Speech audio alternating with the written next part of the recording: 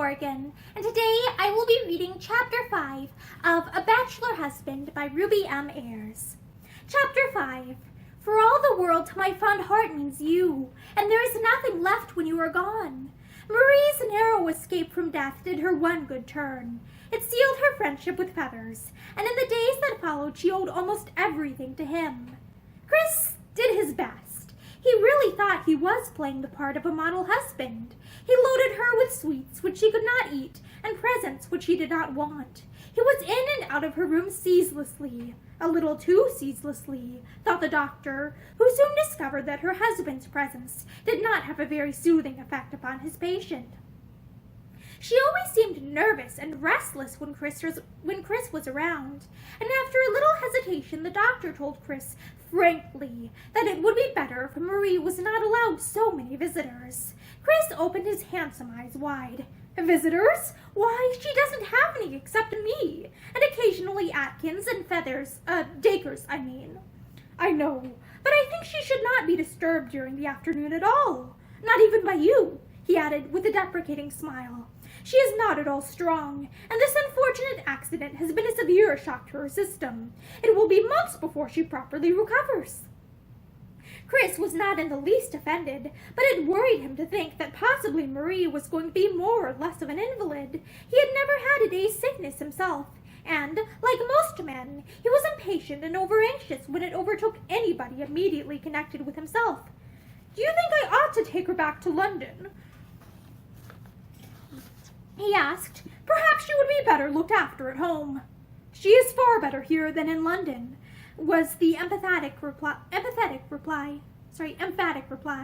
"This East Coast air is just what is needed to brace her up. No, if she is allowed to rest, she will be all right." Chris told Marie what the doctor had said. "I am not to worry you. I am in and out of your room too often." He looked at her anxiously. "What do you think, Marie Celeste?" She smiled faintly. "I suppose the doctor knows best." "Yes, I suppose he does." Chris agreed, but he felt slightly irritated. If she wanted him to stay with her, why on earth didn't she say so? It never occurred to him that since her accident, Marie had suffered agonies because she feared that he was wearied by her helplessness, and unutterably bored because he was more or less chained to her side. She had a vivid recollection of a day, years ago, when, as a child, she had fallen from the stable loft, and Chris had come to see her when she was in bed. He had stood in the doorway, red-faced and awkward, hands thrust into his pockets, staring at her with half-angry, half-sympathetic eyes. She had thanked him profusely for condescending to come at all, and he had asked roughly by way of graceful acknowledgment, "How long have you got to stick in bed? When will they let you get up and come out again?" Tears had filled her eyes as she answered him. "I don't know. Weeks, I suppose." Chris said, "Humph," and stared at his boots. "It's topping out of doors," he said unkindly. "I'm going blackberrying this afternoon." That was the one and only visit he had paid her during the weeks of her illness, and afterwards he had told her that he hated sick rooms, and that he supposed women were always more or less ailing. So now she made every effort to get well and strong. She made too much effort, the doctor told her. "There's plenty of time," he said. "Why be in such a hurry?" And at last, in desperation, she told him. "Doctor, it must be awful for Chris, having to wait about here just because of me. It can't be much of a holiday for him." He looked at her with kindly eyes. "Well, and what about you?" he asked. "It's worse for you, I suppose." Marie shook her head. Oh no, he's a man, you see, and he's different." Dr. Carey said. "Oh, I see," rather dryly. He walked away from her and came back. "You've been married how long?" he asked. "Only a week." "Well, it's not long enough for that husband of yours to have got tired of dancing attendance on you, anyway," he answered. "No, you will not be allowed downstairs till Saturday." "It must be awfully dull for Chris," she sighed. She said the same thing to Feathers when he looked in that evening for a few seconds. Feathers never brought her flowers or sweets or presents, for which she was thankful, and he never stayed more than about 5 minutes, but he always managed to bring a cheeriness into the room with him and leave her with a smile in her brown eyes. "Dull, Chris?" he said, echoing her words bluntly. "Not he. Don't you worry, Mrs. Lawless. Chris knows how to look after himself." He did not tell her that between his spasmodic visits to her, Chris was thoroughly enjoying himself. He played bridge with a Mrs. Harriet and her little crowd when there was nothing better to do. He played billiards with anybody who would take him on, and that afternoon he had been out golfing. "What did he do this afternoon?" Marie asked wistfully. "This afternoon? Oh, let me see. Well, I believe he played golf. Yes, he did." "I'm glad. I'm so glad he doesn't stay indoors all day," said Marie. Feathers frowned. "Don't you worry about him. I'll look after him," he promised. "You make haste and get well, and go and play golf with him." "I can't play golf." "Well, then, you must learn. I'll teach you. Can you play bridge?" "No, I have tried, but Chris says I'm no good at cards." "Rubbish. You could play all right with practice." He looked away from her out of the window, where a radiant sunset was spreading rays of gorgeous coloring across the sea. "Chris is the sort of man who likes a woman to be sporting," he said after a moment, speaking rather carefully, as if choosing his words. "I mean to say that he is a man who would like his wife to be able to join him in his own sports. Do you understand?" "Yes." Her eyes were fixed anxiously on his averted face, and then she asked suddenly, "And do you ever think I could be that sort of wife, Mr. Dacres?" Feathers cleared his throat loudly. "Do I? Of course I do," he said, but his voice sounded as if he were as anxious to convince himself as he was to convince her. You're the sort of woman who could do anything if you set your mind to it." She did not speak for a moment. Then she said sadly, "It's kind of you to say so, but in your heart you know it isn't true." He swung round, his face red with distress. "What do you mean, Mrs. Lawless?" "I mean that you know I couldn't ever be that sort of wife. I'm not made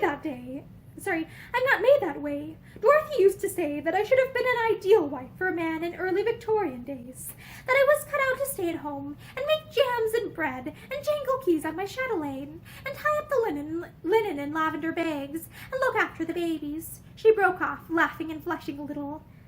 And who is Dorothy, may I ask?" Feathers demanded.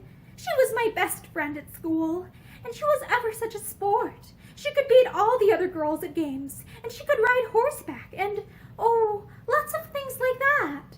She sounds rather a masculine young lady." "Oh, no, she isn't, not a bit. I think you would like her." A faint smile stole into her eyes. She was another person who was asked to my wedding, and did not come," she added teasingly. Feathers laughed.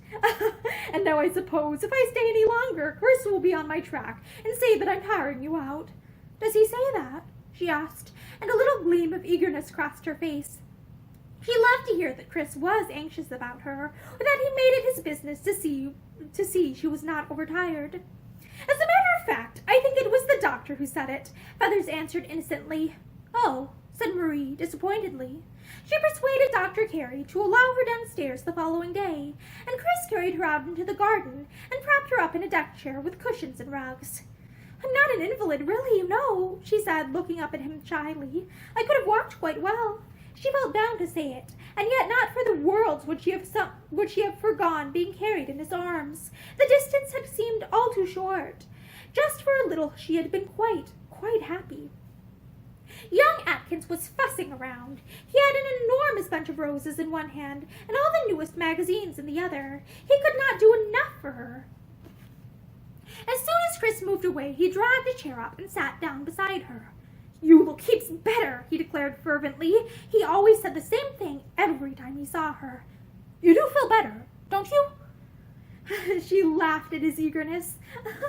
"I really feel quite well, but they will persist that I'm an invalid." She looked around for Chris, but he had strolled away, and she gave a little sigh. "I've got to go back to town tomorrow." She looked around for Chris, but he had strolled away, and she gave a little sigh. "I've got to go back to town tomorrow," young Atkins said presently. He spoke rather lugubriously. "Rotten, isn't it? And I say, Mrs. Lawless, I may come and see you when you get back, mayn't I?" "If you want to, of course." "Of course I want to." He had never been in love before, but he was fully persuaded that he was in love now, and he never lost an opportunity to scowl at Chris when his back was turned. He moved a little closer to Marie and looked down at her earnestly. "If ever there's anything you want done, never be afraid to ask me to do it," he said. "You remember that, won't you?" Mary did not take him seriously. She was not used to being made love to. She just looked upon him as a boy. "Why, of course I will. And there's something you can do for me now, if you will. See if there are any letters." Of course. He was off in an instant, and Marie looked across the garden, hoping desperately that Chris would see she was alone and return. But he was laughing and talking with Mrs. Harriet and an elderly man, and a little chill feeling of unwontedness stole into her heart. Would life always be like this? She asked herself, and closed her eyes with a sudden feeling of dread. Supposing she had been drowned? Supposing Feathers had not been in time after all? She tried to believe that Chris would have been broken-hearted, but she knew the folly of such a belief. He would have been sorry, of course, for they had known one another so long, been such pals in the past, at any rate. "A penny for your thoughts?" said Feathers beside her, and she looked up with a little half-sigh. You will be angry with me if I tell you." "I shall not. Am I ever angry with you?" "I think you could be," she answered seriously. He sat down in the chair young Atkins had left. "Tell me and see," he suggested, half in fun. Marie looked across at her husband, and then back at the man beside her. "I was wondering," she said, "what would have happened if you had not pulled me out of the sea?" "What would have happened?" He echoed her words with a mock seriousness. "Well, you would have been drowned, of course." "I know. I don't mean that. I mean, what would have happened to Chris and everyone else?"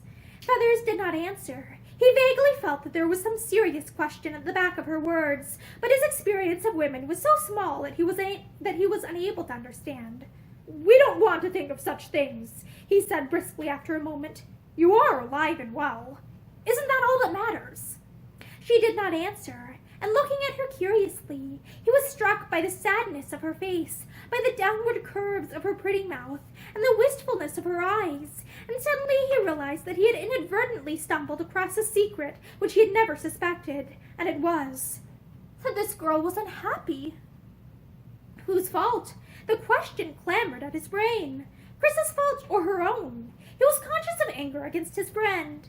Chris was sauntering back to them through the sunshine. He looked very careless and debonair, and was whistling as he came. Feathers rose. "Take this chair," he said curtly. "No, don't you get up." But Feathers insisted, and as soon as Chris was seated, he walked off to the hotel. He went into the lounge and aimlessly took up a paper, but he did not read a word. Fond as he was of Chris, he knew all his faults and limitations, knew just how selfish he could be, and a vague fear for Marie grew in his heart. A little distance from him, Mrs. Harriet and another woman were talking. It was quiet in the lounge, and Feathers could hear what they were saying, without the smallest effort on his part to listen. The newspaper screened his face, and he could only suppose afterwards that they were unconscious of his presence, for Mrs. Harriet said with a rather cynical laugh, "Did you see our heroine on the lawn with her cavaliers? Very amusing, isn't it? I don't suppose she has ever had so much attention in her life. They say that he married her straight from the schoolroom." "Really?" "She looks only a child," the other woman answered interestedly. "By the way, which is her husband, the big, ugly man, or the good-looking one?" Mrs. Harriet laughed. "My dear, do you mean to say you don't know? Why, the good-looking one, of course." "Perhaps it was stupid of me, but I really quite thought it was the other one. There's something in the way he looks at her. I can't explain it, but if you hadn't told me, I should certainly have said that he was the one who was in love with her." Feathers' big hands gripped the paper with sudden tension. What cackling, sentimental fools women were! In love? Why, he had never looked at a woman in his life. He flung the paper down, and, rising, stalked out of the lounge. The two women looked after him in blank dismay. "My dear, do you think he heard?" the younger one whispered. Mrs. Harriet laughed spitefully.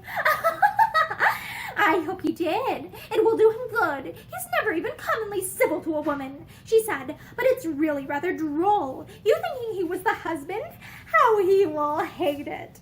And that is the end of Chapter 5 of A Bachelor Husband by Ruby M. Ayres. Thank you for listening to this chapter with me, and I hope that you join me for many more in the future. Have a great day.